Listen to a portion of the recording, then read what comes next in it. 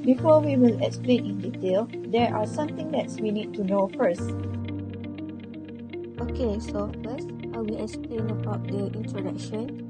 So, banker is a person who carry on the business on banking by receiving money or instrument representing money on current account, honest check, and collect the proceeds of check which his customer has placed in his hands for collection.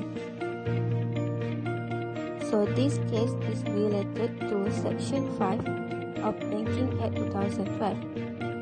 As stated, customer is a person who has voluntarily opened an account with a bank in his name.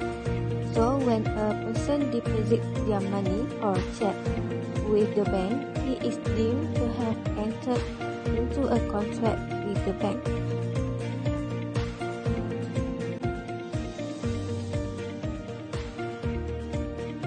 The plaintiff had drawn a check and sent it to the payee by post.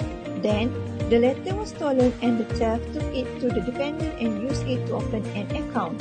In doing so, he forged the payee's signature in the process.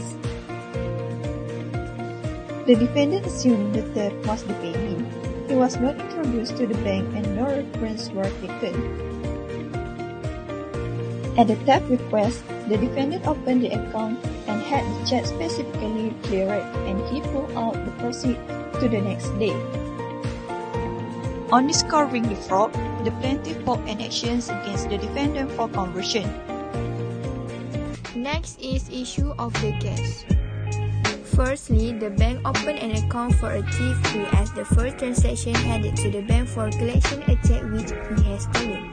Then the court need to decide whether the thief was a customer of the bank or not.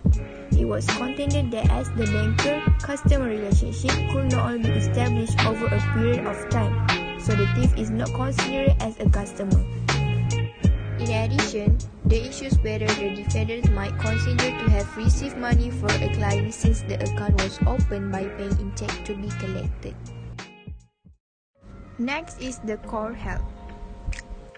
So the court held the banker had acted in a good faith but was guilty of the negligence in not taking reasonable precaution to safeguard the interests of the true owner of the check, and that therefore he had put himself outside the protection of Section 82 of the 1882 Act. The banker would have been entitled to the protection as the section as having received payment for a customer, but had lost in owing to his want of due care.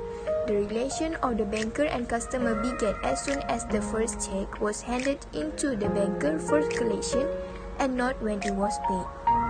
So overall, a man was told by a bank that he should not draw against a check until it was clear.